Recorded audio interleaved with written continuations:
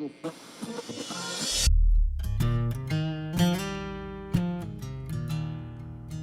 everybody, welcome to the This Life Ain't For Everybody podcast. I'm your host, Chad Belding. First off, we'd like to give a big shout out and thank you to some of our sponsors, Benelli, Federal Premium Ammunition and Black Cloud, Real Tree Camouflage, and Traeger Grills. Thank you guys for everything you do for us here at the Fowl Life Banded.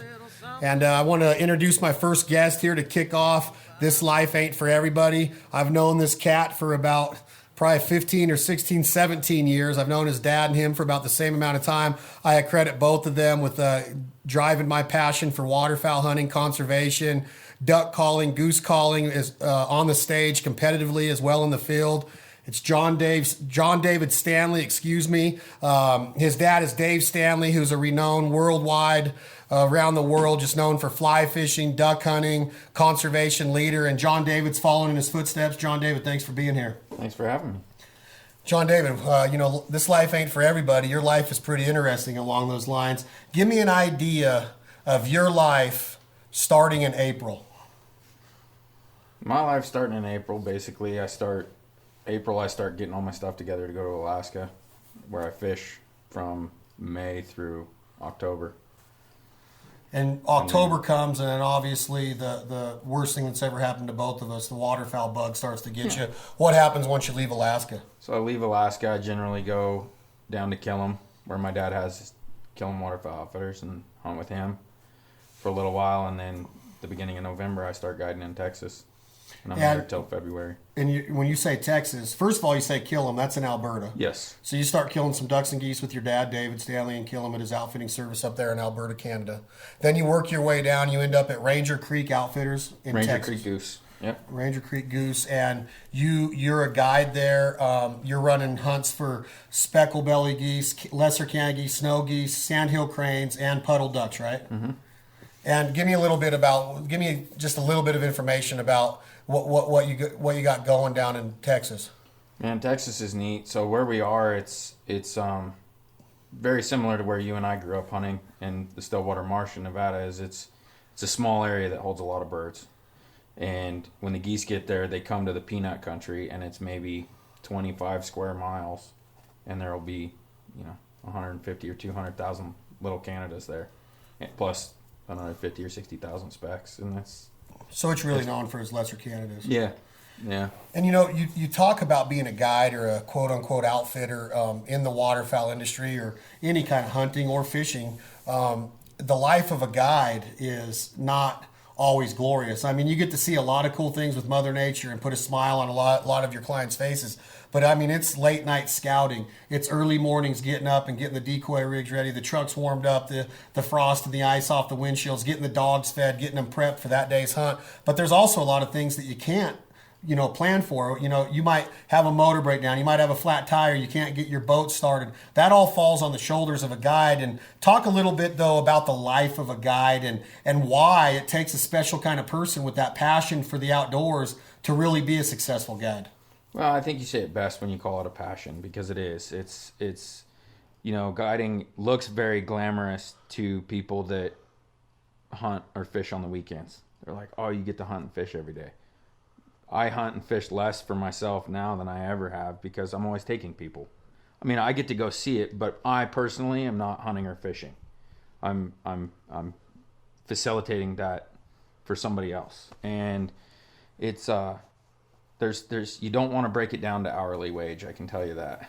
Just the time that's put in. No way, even with tips. Huh? No, I mean it's just it's for the love of the game. But you're still rich in a lot of ways with your experiences. Yeah, I mean I get paid to do what I love every day, and that's as rich as you can get, in my opinion. But let's be honest. Talk a little bit about. I mean, there's got to be clients that just wear you the heck out. There crybabies. There are, and I know you've seen that side of things too, and it's. What I always tell people is guiding sounds horrible if you're not involved in the conversation, but you're overhearing a bunch of guides talk. Because if we talked about all the people that had a great time and all the good hunts or fish we caught or whatever, that's 99% of our stories.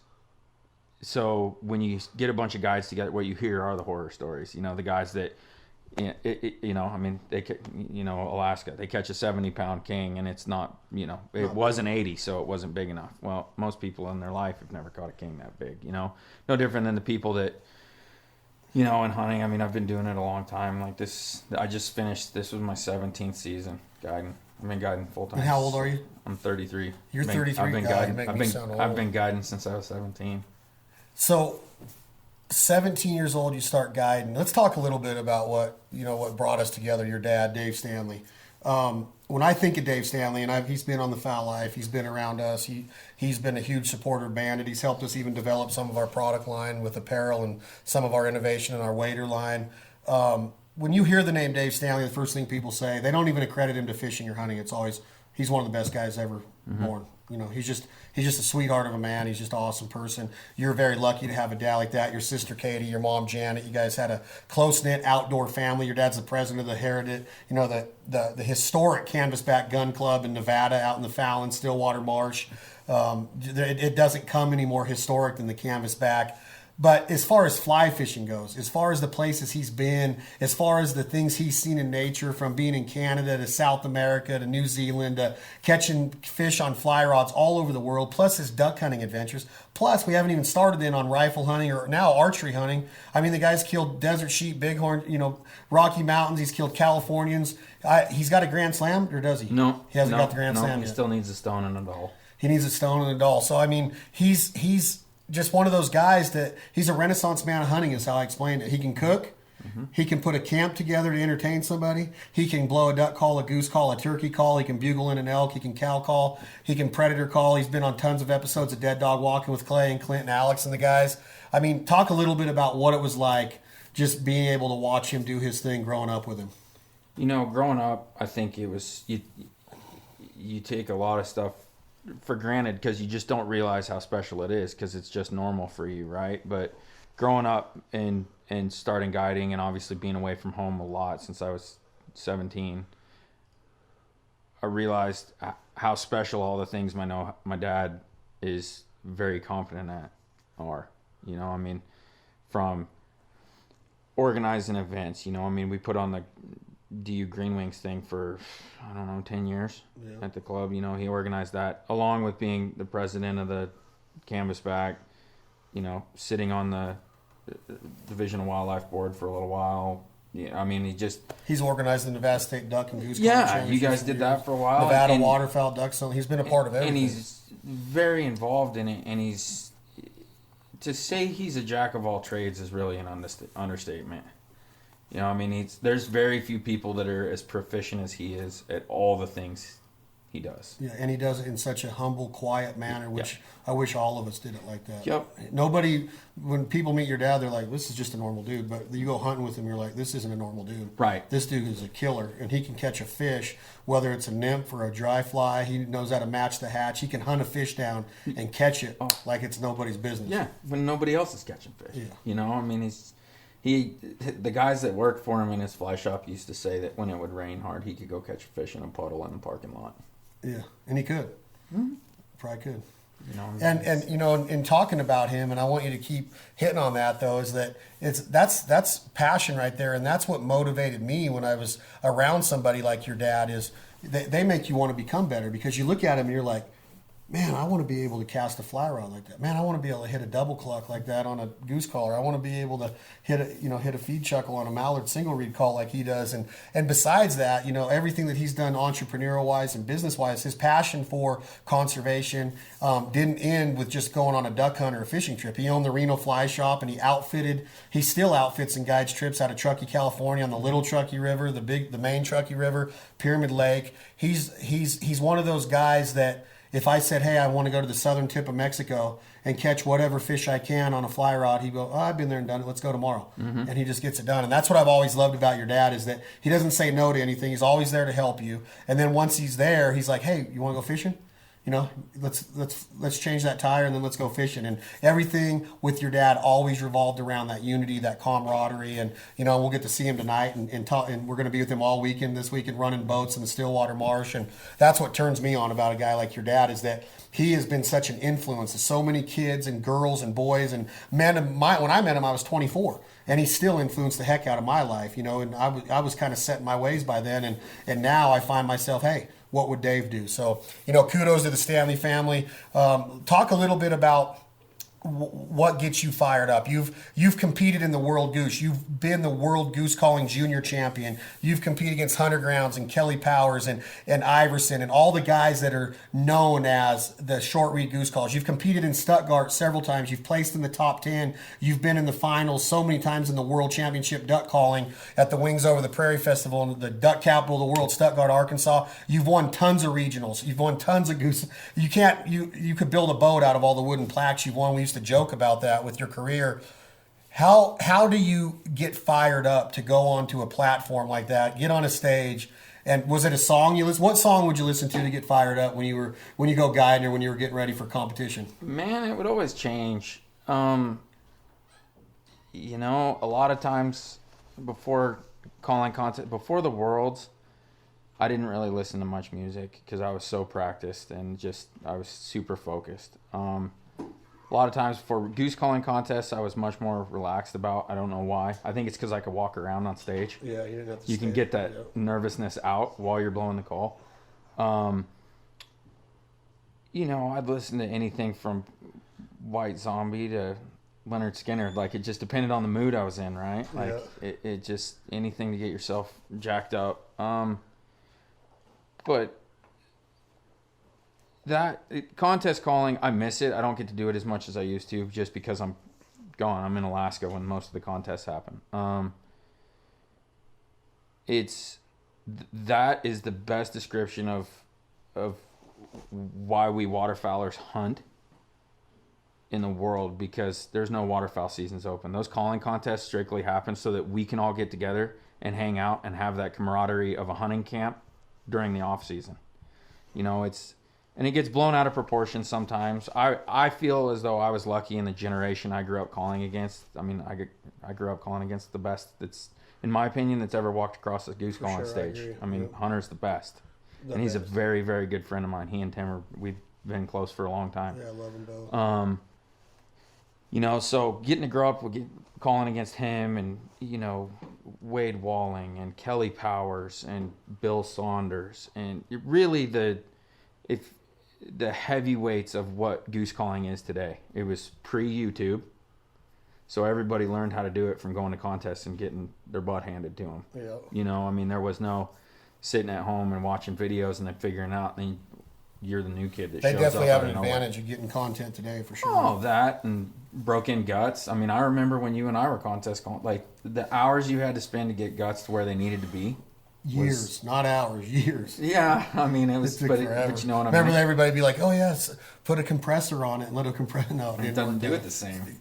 And speaking of competition calling and calling, I want to touch on it more during our talk today, our chat today here at This Life Ain't For Everybody. But right now I want to pause, just thank a few sponsors. When we come back, I want John David to hit a couple notes on a duck call and a goose call, if he will. This kid's amazing. He has amazing, just the intensity that he calls with, the realism, the authenticity that he calls with. It's to be heralded, and it's when you hear it, you're going to be like, I got to go practice some more. So thank you to more of our sponsors: Edge Boats from Little Rock, Arkansas, Bosch Drives down in Louisiana, as well as Otis Gun Cleaning Technology in New York. We appreciate all the support our partners and sponsors give us. We'll be right back with more of the podcast here at This Life Ain't For Everybody. I'm your host, Chad Belding.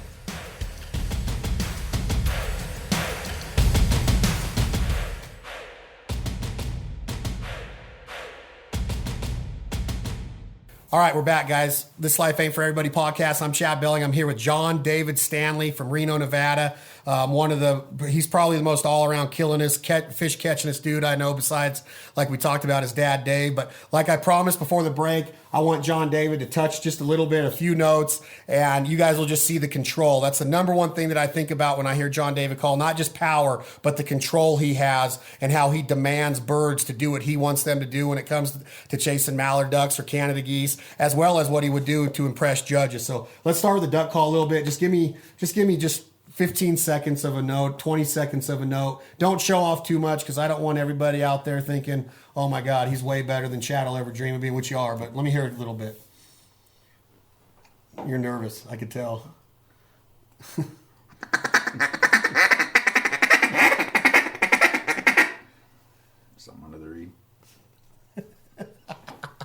Pause, Tom. Cut it.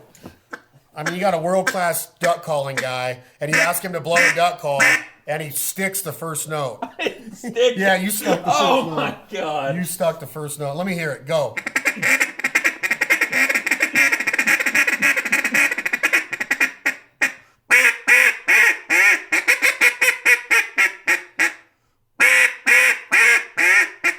Yes, I love it. And you're blowing a Richard tone there, a little MVP. But, you know, when you hear that, and it sounds so easy, and I think of guys like Christian Curtis or Keith Allen or Jimbo Ronquest, when I hear that feed chuckle, you know, like the best feed chuckle I've ever heard is probably Trey Crawford. And that sounds a lot like what you're doing. It's like a mixture of those 4 or 5 guys I just named, but it's just got this raspiness and this realism, authentic sound.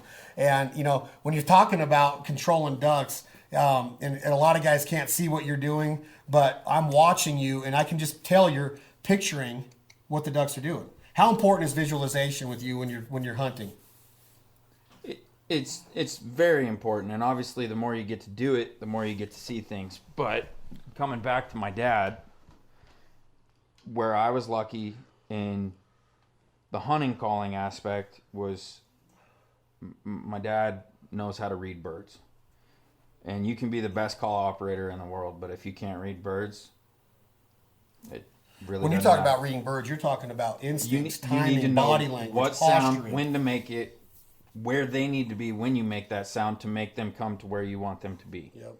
You know, I mean, one of the best stories I've ever heard about somebody who's and you touched on him is Trey Crawford. That was unbelievable. As I knew guys that were hunting with him. And he bet a guy that they're standing in the woods, and he bet the guy $100 the next duck that came in, he can make it land next to this stick in the middle of the hole. And he did. Yeah, I've heard that story. And not fluke. Like, the duck got down in the hole, and he kept picking it up until it got over where he wanted it to be, and he shut up. And that's where it landed. Yeah, you know, I've seen guys like Keith Allen. We get out of the truck, and so we'll start walking into a hole, into the woods, and I'd be like, "Hey, Doug, we forgot the decoys." He's like, "Nah, follow me."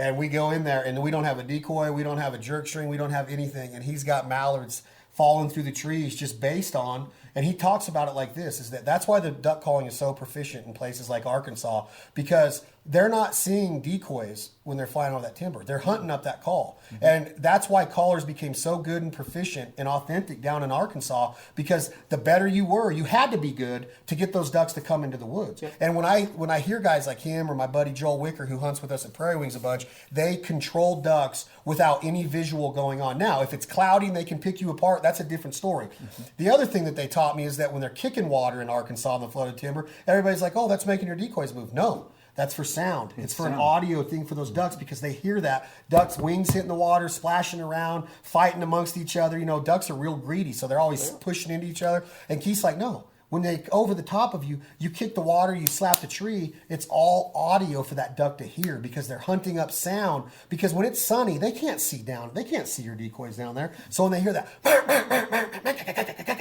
they're hunting that sound up. And to me, that blew my mind. And I'm like, no wonder every 7-year-old in Arkansas can blow a single reed duck call. You have to. Yep. You start them young down there, because to hunt down there, you have to sound like ducks. Yep.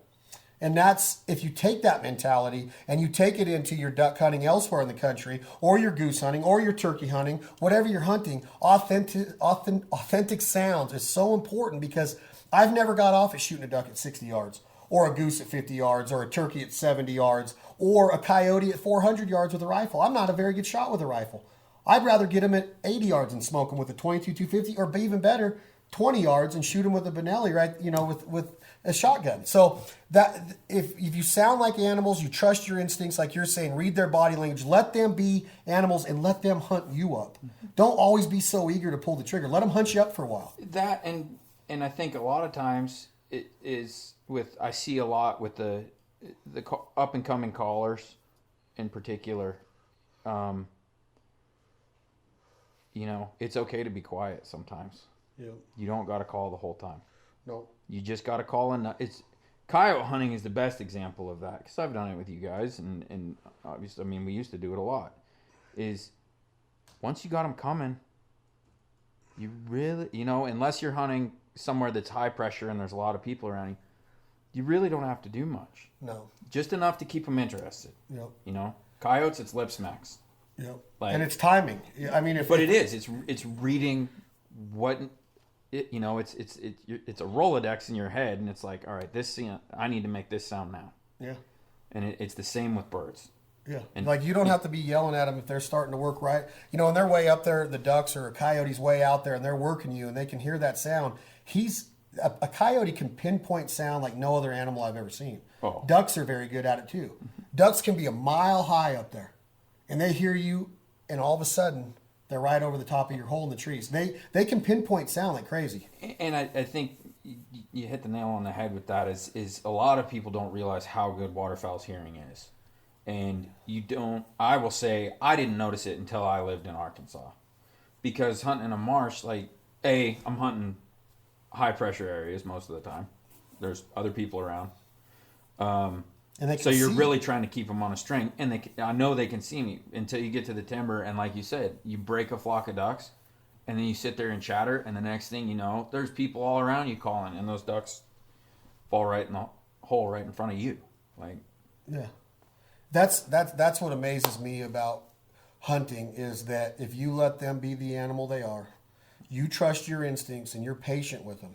I'm not saying to stop calling. I'm not saying to call too much, but if I lip smack a coyote at the right time, I can get him to come closer. Mm-hmm. If I hit a duck at his tail feathers or his wingtips when he's working a hole, like Keith Allen says, you just get him in a race, and you don't have to be calling at him all the time. But as soon as they start to go in, it's like, yes, yep, and then as soon as he veers off, no. And that's like, you keep them in that line. You keep them coming. If a coyote starts to get downwind of you, what do? You got to figure out what you're going to do. So you're going to bark. You're going to howl. My brother Clay is very good at bark stopping a coyote, lip smacking a coyote, and you smoke him before he gets too far downwind where he picks you apart. You have to trust yourself.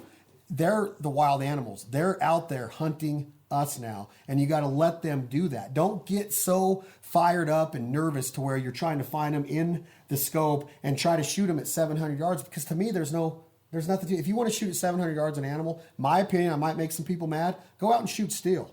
If you're going to have to kill an elk at 1,100 yards with a high-powered rifle, that's not hunting to me. That's shooting. And now that might say, whatever. To each his own. I'm not saying don't do it. But to me, I want to shoot a bull elk at 9 yards coming to a cow call, right? And to each his own. That's why hunting's so diverse, and there's so many different applications of it. And it's not to say, you touched on the long-range thing. Like, it's a skill.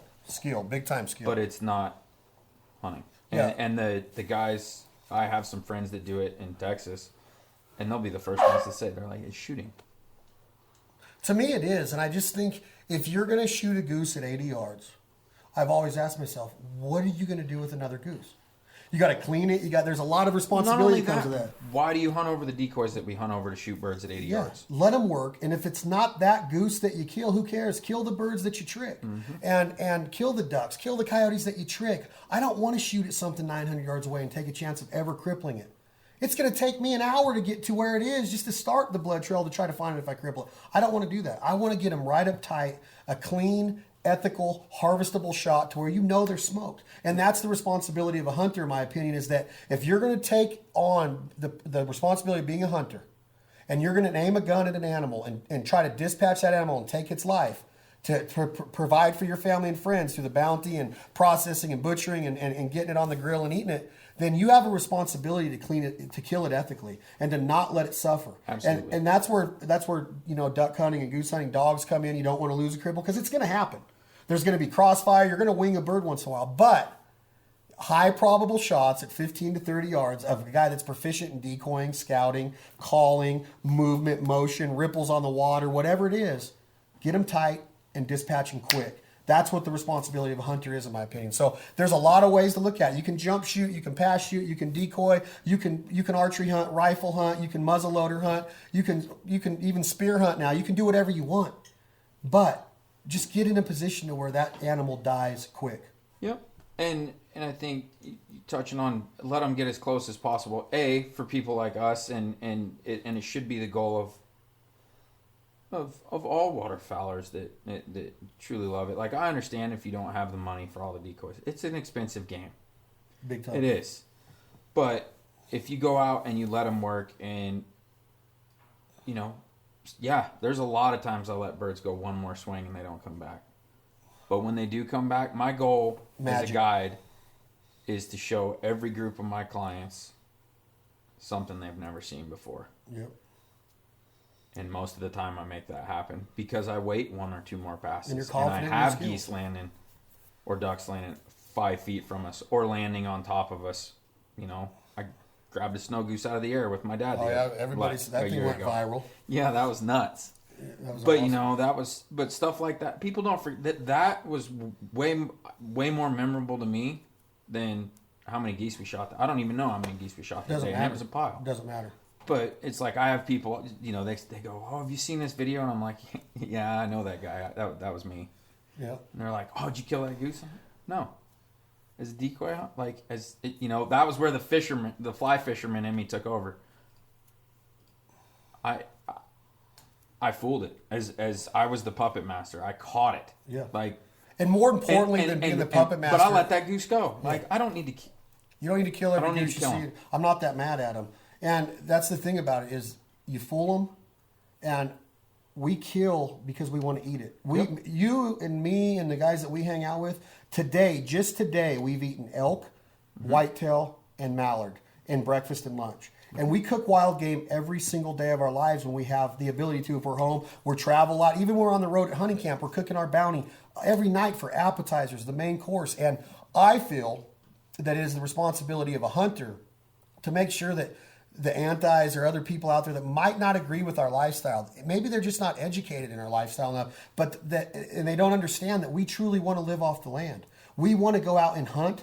We do love it. We get fired up. That's as organic as it gets. Yes, we're passionate about wild it. game. Exactly. And we love to prepare. I love coming up with ideas and recipes and working with the guys at Traeger and Elk Ridge Knives and coming up with different ways of saying, hey, here's the way you process a goose. Here's a better way to do a duck. Here's how we do a deer. And then once we get that meat off the bone or bone and ribeye, whatever it is, it's so awesome to see the looks on people's faces when your dad brings in Mama Dale's duck that Paulo's mom did. You're like, look at that. It's a masterpiece. And like literally you don't even want to eat it. It's so pretty. And then you put it in your mouth and you're like, oh my God, that's really duck. Yeah. And I love when people go, duck sucks. Well, that's because you don't know how to cook it. You overcook it. It becomes liver texture. Learn how to be a provider. Become a better guy on the grill. Become a better hunter. Become a better caller. It's all about proficiency and practice.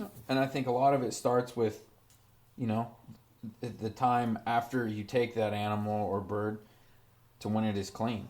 You know, if they sit in your garage for 3 days, and it may be cool, they're not as good. No. You know, Fresh meat. It's no different than people that don't like antelope here, right? Well, they draw an antelope tag and they're like, yeah, I don't know what I'm going to do with it. I don't like antelope. Do you want it? Yeah. It's like, it's because you let it sit in the sun. And well, that's because you leave the skin on it. It turns Yeah. out the first thing that goes rancid is the fat. Yeah. When it's 95 degrees.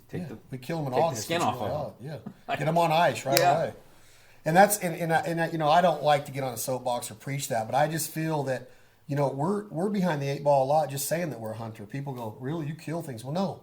We're providing. We eat everything that we kill. And when it comes, well, you kill coyotes. Well, predator control is a completely different ball game, and you got to educate yourself on wolves and red foxes and coyotes and skunks and keeping them in check. We're not mad at them. We don't disrespect them. I think the coyote is the baddest ass animal in the world, the most adaptable animal in the world. Yep. They say you put one on the North Pole, he's going to survive. They can hunt anywhere.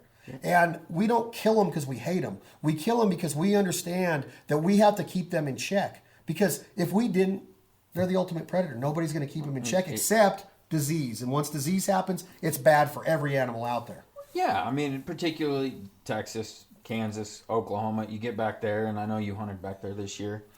The coyotes back there we're lucky here in Nevada. Our coyotes are healthy. I don't know that I've ever seen a super, super, super mangy coyote here. No. With a rat tail. Well, but like you get to Kansas or Texas and they're everywhere. Yeah. Like and that's anyone who thinks that is a better population control than a bullet is incorrect. Crazy. Because that animal suffers until it dies. Yeah, big time. It's not instant. And they can spread it to other animals. Yep. And, you know, there's so many responsibilities of being a conservationist, a hunter, a gatherer. And becoming a hunter, you have to be willing to say, hey, I'm ready to take on those responsibilities. Because whether you're driving a boat with some buddies in it, there's a lot of accidents that happen. We have to make sure that accidents don't happen. Whether gun safety is so big. Anything that you talk about with what we take on a daily basis, it's not like, oh, we just go out with a book. We're just gun-toting dudes that go out and just shoot as much as we can. No, there's a lot that goes into being a responsible American hunter, and that's what I love about it. And I want people to understand that. I want to introduce so many new people, whether they're female or male or college students or high school students or guys in their 40s and 50s. I want to get them in there. I want to get them in the blind and let their eyes light up. We've taken so many military heroes back from theater, back from fighting for our freedoms, and we put them in a duck blind. It's therapeutic to them. I want people to understand that this is therapy. When we're out there, life slows down for a little bit, and when duck season ends, I got tears in my eyes because I love that time of the year so much. And when I hear somebody say, "You should be ashamed to be a hunter," it makes my skin crawl because I'm like, no, man. We do so much for so many people. Hunters are always giving back, and the number one thing that we give back to is the animal. We might kill a few, but through conservation organizations like DU or Mule Deer Foundation or RMEF or NWTF, I can go on and on about them. We work very close with California Waterfowl Association. The things that they do to ensure populations of ducks and habitat is amazing. I mean, it literally puts chills on my skin to know what hunters do for animals. And then when somebody goes, well, you should be ashamed to kill an animal. No, if it wasn't for the hunters and the hunters' dollar and their money and their checkbook, there'd be a lot more problems going on with elk and geese and turkeys and every other animal population. And not just the animals that's the biggest misconception is like, oh, okay, so we pay all this money just to make sure that there's more of these animals so we can shoot them. More of our money goes to protecting animals and birds that we will never be able to hunt. No. But as sportsmen and conservationists, that's fine. Yeah. Because I want them all to be there. I don't want just those to be there. I don't want there to just be mallards. Like all of the shorebirds and everything that are in the marshes are part of what keeps the marshes what they are. Yeah. And you got to have that. And it's very disheartening to see the amount of ignorance and hatred for us when they really don't have any information. Yeah. They don't. Like, they're sheep. Yeah, I'm not going to go and boycott a vegetarian parade. No. I don't care if you're a vegetarian. Do it. I don't care if you're a vegan. Roll with it. I like vegetables too. I just like them with a steak. Yeah, I agree 100%. You know? And it's like you don't want us to go kill animals, but you're eating all these vegetables, and that's what the animals need to eat. So really, you're taking their food source. I heard that the other day, and I was like, well, it's kind of true. Yeah. But I don't hate vegetarians. I don't hate people that look down on hunting. I just want them to at least come and watch it, because I've experienced it with new kids. Like when we just did this thing with UC Davis in Sacramento with the CWA and Rocky Merlot. We were down at Bird Haven, and Mr. Paul Bonderson, he was the president of Ducks Unlimited up until this year.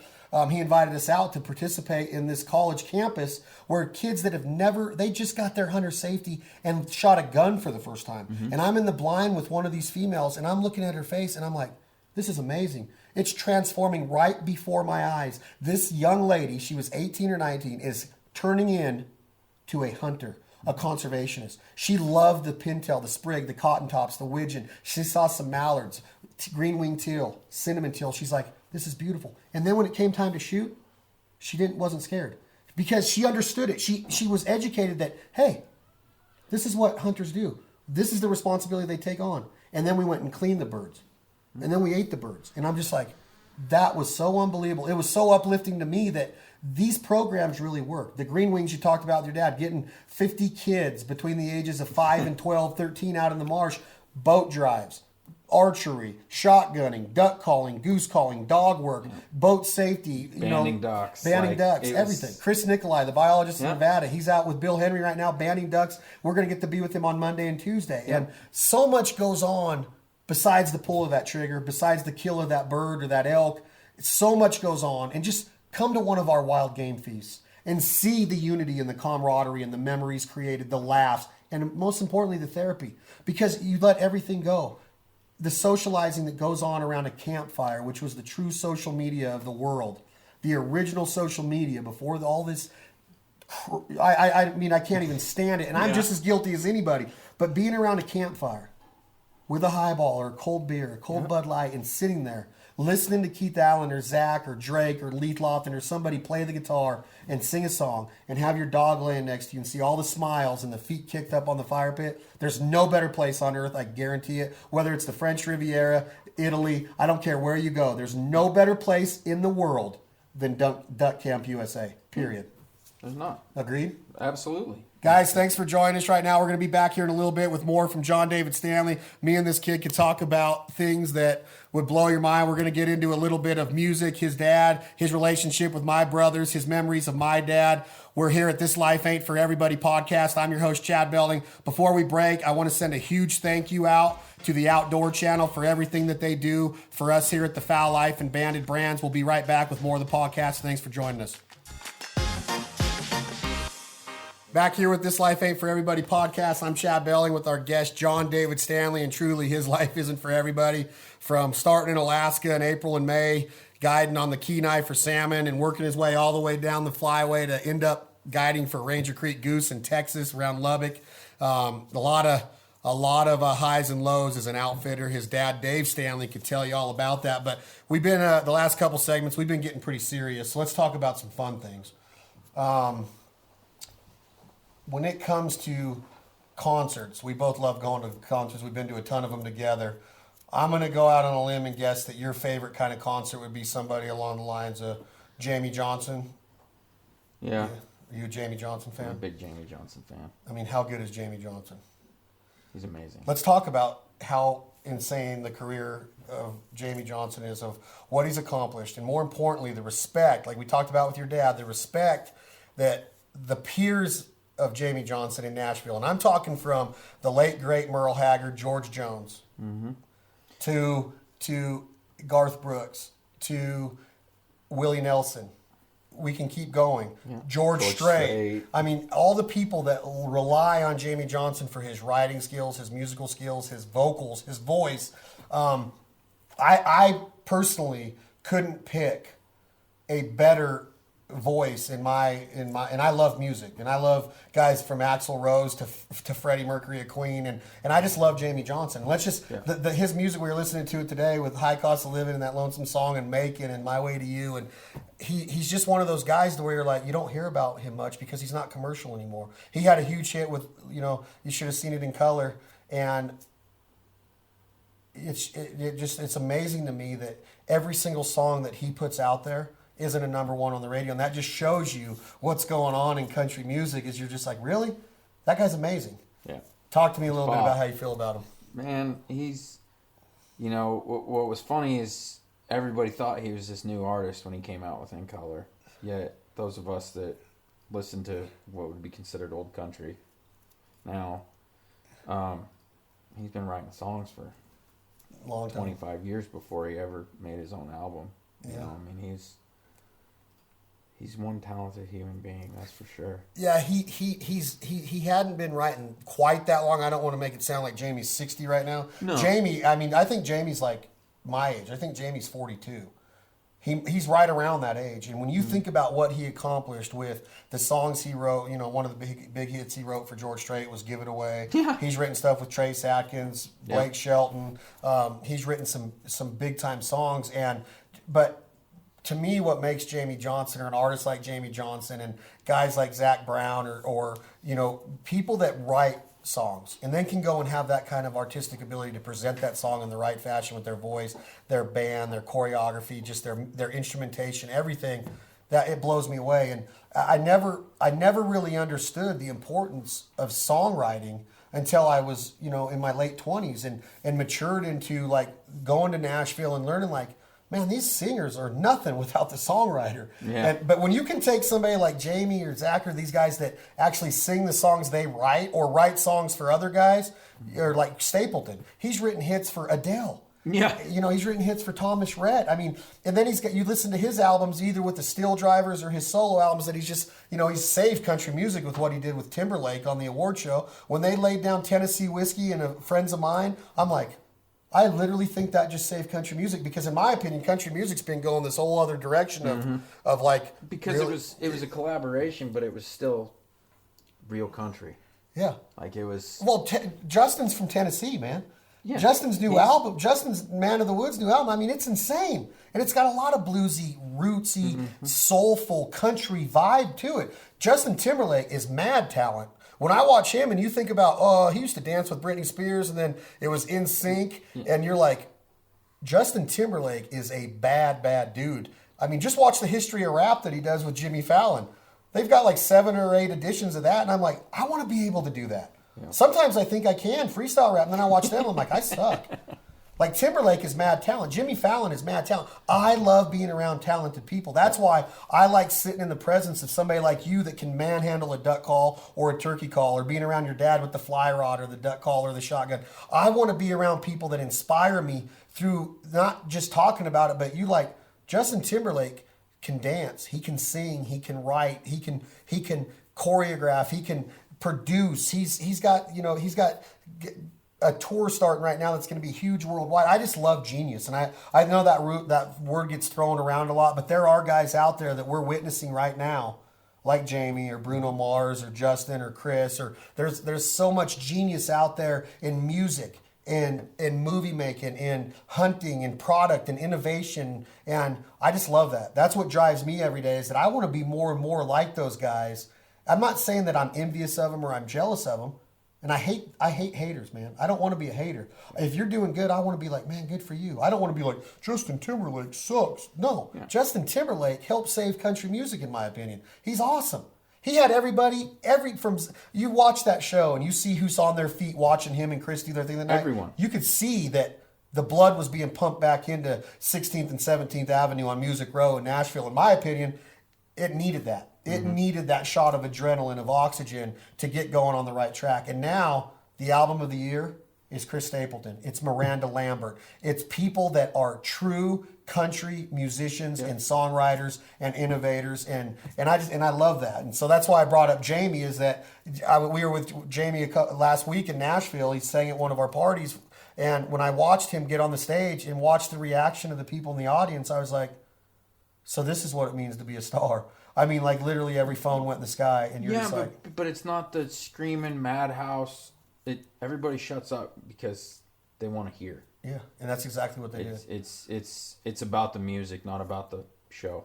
Yeah, and that's what we made that announcement at the beginning of the night, is that, hey, guys, we're in Music City, USA. You know, we're going to have some special guests tonight. We're not going to say who right now, but we're gonna lay it down tonight. And when he got up there, I was like... oh my gosh. And I had just seen him with you guys in December. He came to Reno and put on that show, and he had the crowd, he sang This Land Is Your Land, and he made it sound like a #1 hit on country radio. And I'm like, he's magician with the guitar and his songwriting skills. And I love that. I just wanted to talk a little bit about the passion of people and what's going on. And there's a lot of people like that we take for granted that we're getting to witness right now. And I can imagine, growing up and seeing it from like my mom's age and my dad's age was with Elvis and Waylon and Merle and Willie in their heyday and their prime, is like, I just love that part of America and society that we can go and hit a button and listen to somebody pump blood into us because of their words, because of their voice, because of what they stand for. And I'm just like, I love that. I love that about our country, and it happens in every... this is called This Life Ain't for Everybody, and it's about the different walks of life that make up our communities, our neighborhoods, our families, our kinships, our friendships, our duck camps, our campfires. And that's what I've always, starting in the early days of Banded, it was duck hunting brings all these different walks of life together. And it's the common denominator that puts Jamie Johnson or Zach Brown or a military Navy SEAL or Marine or a sniper or an Army Ranger at a campfire with you, or a janitor or a pilot or a surgeon or an accountant. I don't care what walk of life. Friday, 5 o'clock comes and you put on your boots and your camo pants and load your dog up and go to camp. We're all the same person. Yeah. There's no celebrities at duck camp. And that's what I always loved about hunting. Yeah, and it's it's neat, and I think that's why a lot of celebrities go to it, because as... obviously you've hunted with a bunch of them, and I have too. I hunted, I've hunted with Kashner and a bunch of people, Aaron Lewis, and those guys, they like hunting camps. Aaron Lewis can't sing very good, can he? No, my God. I Guy's taught got him a couple things. One of the most amazing voices ever. That is one of From the Spain most to his country talented career. human beings. And Cashner's fastball, you're just like, I could smoke that until you get in and face him, which and I watch have. him throw one. Yeah, it's not fun. No, it's not he's fun. huge. But those guys, You never know they're a celebrity. But in I duck think camp. that's why they like hunting and fishing, is because they show up and people like you and myself, we're there for the hunt. That's why they're there. That's what we talk about. You don't sit there and berate them with questions about their life. Yeah. Because they get to talk about that all the time. The hunt's their release. And I think that's why they enjoy it so much. You know, doing stuff for the wounded veterans is therapy. For me and for them and for that you. that is the single-handedly the coolest thing I get to do, is take veterans hunting and fishing. We put on a big deal in Alaska called the Wounded Hero Project, and like 60 of us guides donate our boats for 2 days. You know, it's on us, and everybody from the J Bear in Anchorage comes down, and we get to take all these wounded veterans. You know, I mean, a few years ago, I took 4 guys that were in special forces. They had all been blown up at least once. Yeah. And they wanted to pay me. Not happening. That's just how they are. That's their mentality. I was like, no way, man. Like, turns out if it wasn't for you, I wouldn't be able to do this. Yeah, and that's the right mentality. And they're like, no, it's just a job. So when they tried to give me money, I was like, it's just a job. Yep. Like, you don't get to pay me. And they're like, all right.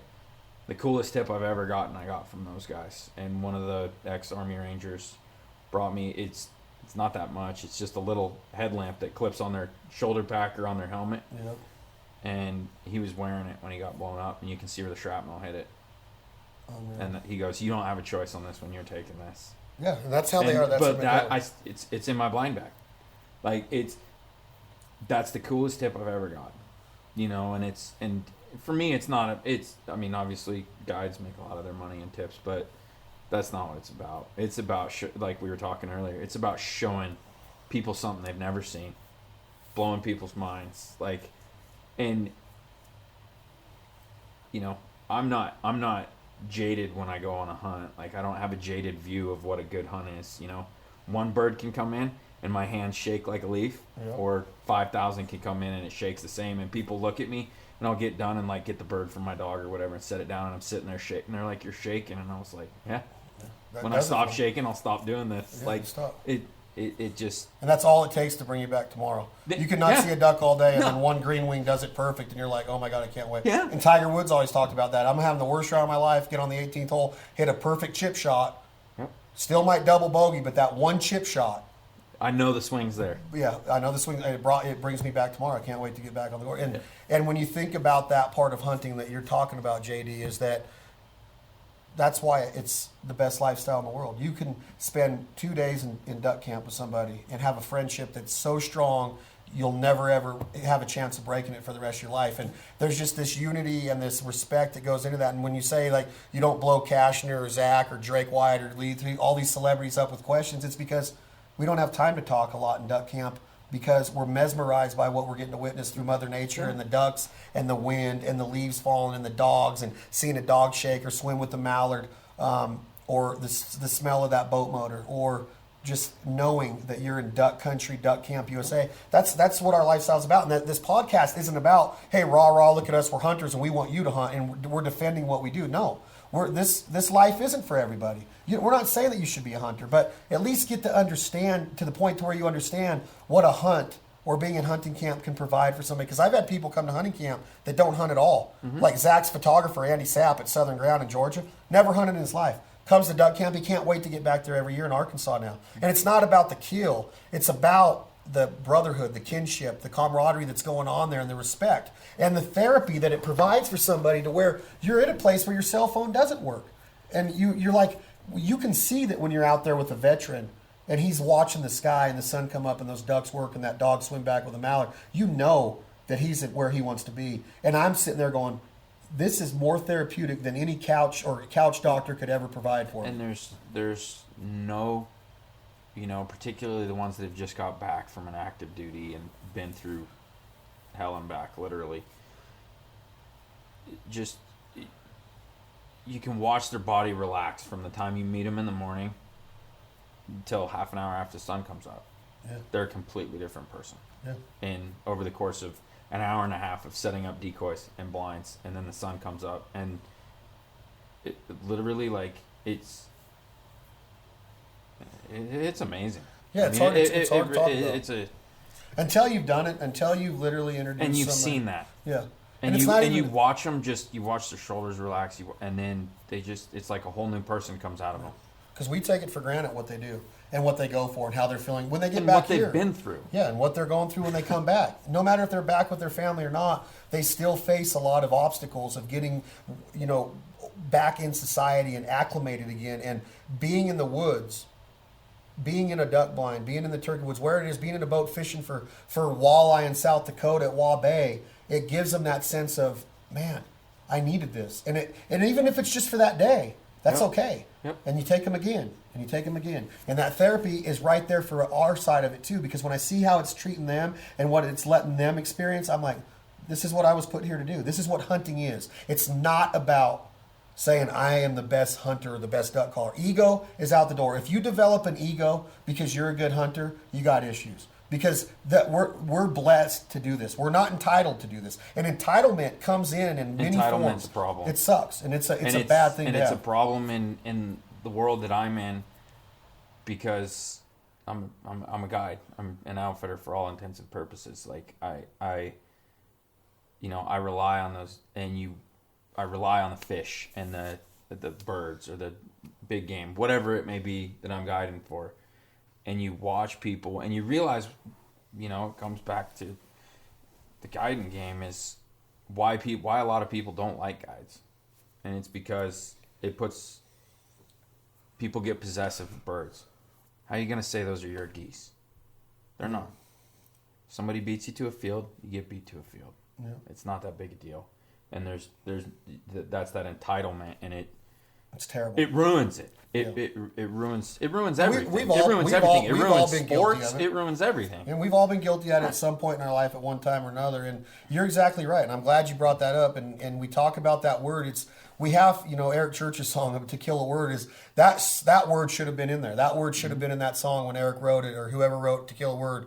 But hearing him sing about all those words that you want to kill, entitlement's one that I would kill, because we're not entitled to get to go shoot a mallard duck or even a cottontail rabbit in October in the Limbo Mountain Range in Nevada. We are not entitled to do this. We're blessed every day to be able to call ourselves a hunter. Yeah. No different than a paycheck. Like, you got to work for it. Yeah, you're not entitled to it. We're not entitled to it.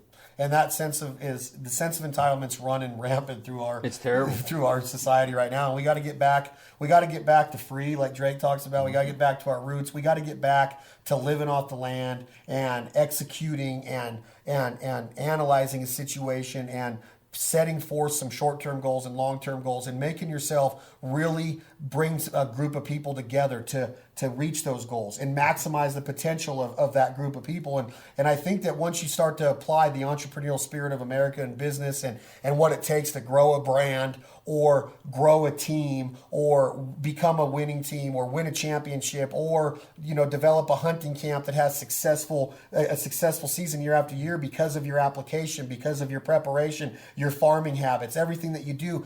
It's not always you everybody looks at the end product and they're like, "Oh my God, you kill so many ducks, you must just be hunting the honey hole every day." Well, they don't know what goes on behind the scenes to get to that point. Whether you get invited to go there by somebody because you've worked hard at really nurturing that friendship to where they want you to come hunt with them at their special place, or it's your own piece of property that you bought a piece of dirt and turned it into a magnet, then I pity the fool, as Mr. T would say, that looks at somebody that does that and goes, "You're an idiot because you shoot all those ducks," or you're only killing all those ducks because you're hunting the honey hole every day. Well, let's just keep our mouths quiet.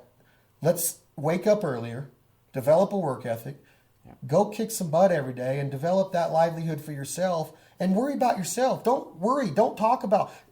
I try not to worry about haters anymore or worry about people saying something. I just get up and try to treat people with respect and do my thing. And if people can't see that and they want to chastise me because I get to hunt some cool spots, I'm blessed and humbled to get to hunt those spots. And I hope that people get that message through the passion that we have for the outdoors and the respect that we have for our military, or everything that's going on in our country. We have to get better as a people, as a community, because there's some things that we're facing right now that we should all come together instead of trying to divide each other. And when it's the little community of hunters in the world, we should be more in tune of learning from each other or giving each other the respect, because we're all here to do the same thing. Right? Yep. Let's not have a sense of entitlement. Let's not be jealous. Let's not be a hater. Let's work harder to be better together. And it sounds like we're preaching, but we're not. That's really what being a hunter is all about. Yeah, it is. And you know, that's one thing that I know you and I have done a lot, and obviously my dad, and we've all done it together, is, you know, I know I didn't realize it when I was the kid at the hunting camp, and everybody's like, oh, you're the future. You're 10 or 11 years old, you're like, yeah, whatever, I'm just going duck hunting tomorrow. But now I realize it, and you know, I mean, I take kids whenever I can. Yeah, and I think that the sooner you can realize it in your hunting career, that it's not always about that kill. And don't let me take anything away from that killing part, because I love it. I love pulling that trigger, and I love smoking birds and coyotes. I'm not going to say that I don't, but it's not about. The sooner you can realize that it's not about a limit, that it's about all these extracurricular things we're talking about, from the hot coffee to the wet dog to the smile on a soldier's face. The experience. You know, and the sooner you can realize that, the better hunting career you're going to have. Yep. And, you know, I mean, talking about stuff like that it's about the whole picture. You know, when I really got into contest calling, and when I won the Junior World Goose in 2001 at 15, my dad, who's my biggest supporter. You know, I was playing golf competitively. I played soccer super competitively for 8 or 9 years, and when he saw how much I love the hunting thing, he's like, man, with this calling stuff, he goes, you can take it wherever you want. And he goes, and you should, because it'll take you everywhere. But just remember as it progressed, he goes, just remember, when you start guiding, it's easy to be a good guide when the hunting or fishing is good. Good guides, their clients have a good time on the worst days of the year. Yep.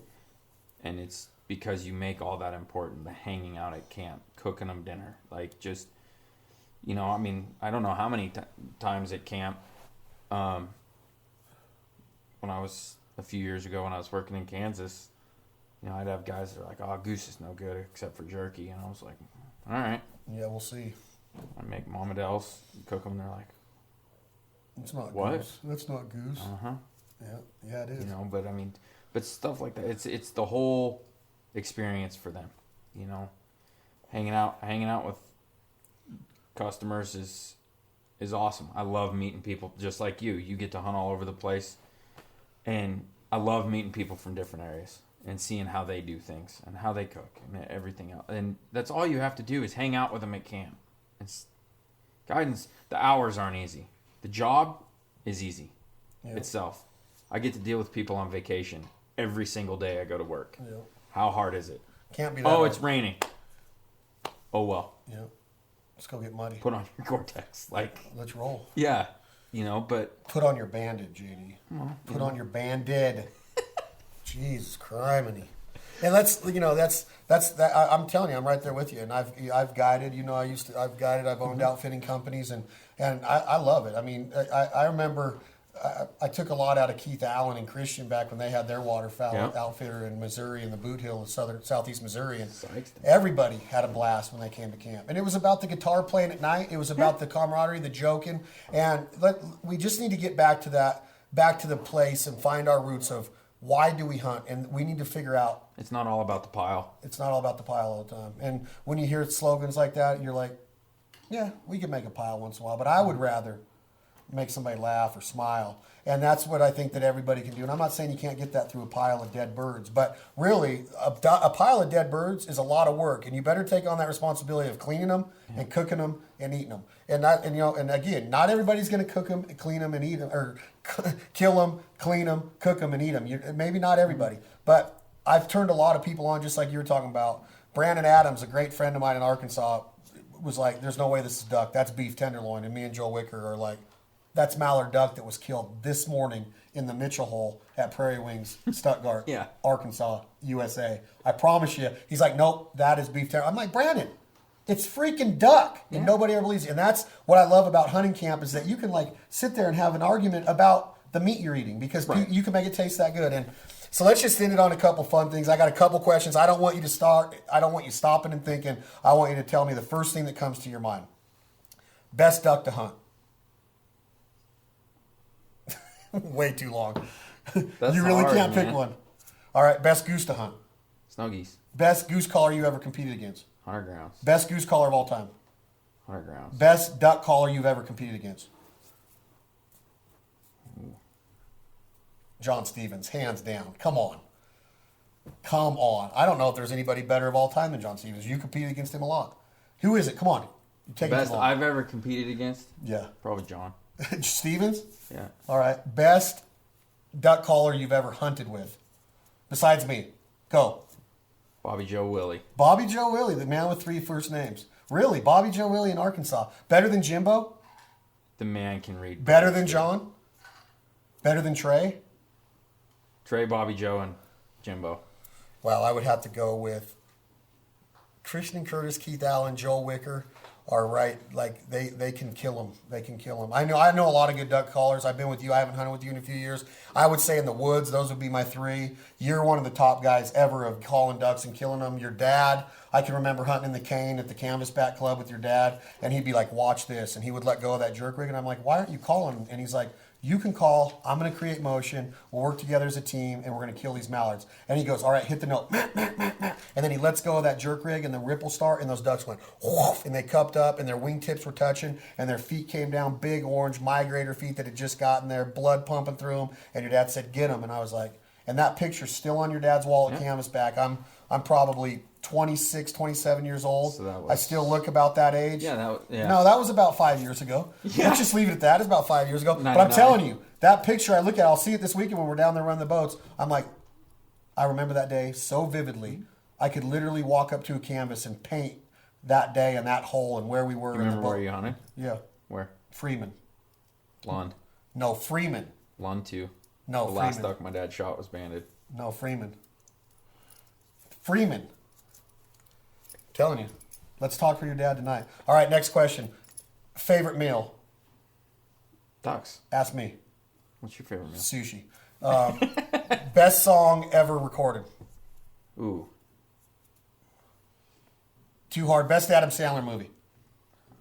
Best Adam Sandler movie? Yeah. Happy Gilmore. Happy Gilmore. Nice. Last one. We're going to end it like this right now. John David Stanley, Reno, Nevada. Duck calling, goose calling, fly fishing extraordinaire. Look him up, guys. Google him. He's one of the biggest, the baddest ass killers, hunters, fishermen there are in the country. He also he gets it. He understands it. He deals with a ton of duck hunters every day. The last question. Best state you've ever hunted in? You can't count Canada. Best state in the continental United States you've ever hunted in? For what? Anything. What's your favorite place to hunt? Best state. What's your favorite place? Nevada. Nevada. It's home. Wow, Nevada. That's where I cut my teeth, man. All right, guys. This has been This Life Ain't For Everybody with Chad Belling. We appreciate it. Shout out to more of our sponsors, Jack Link's Jerky, Budweiser, Bud Light, Dilly Dilly, Anheuser-Busch. Thank you guys so much. Dixie Peck Tires and Oakley Standard Issue. We couldn't do any of this. The Fowl Life, Bandit, everything we got going on. We're humbled that we have the partners and support that we do. Check us out at thefowllife.com, thislifeaintforeverybody.com. I'm your host, Chad Belling. Appreciate you, John David. You the man. Thanks, brother. See you soon, brother. Hey, just hit one more note on that Canada Goose call. Just do a lesser for me real quick before we leave. Guys, John David on the lesser call. Tim Grounds, right now. Go for it.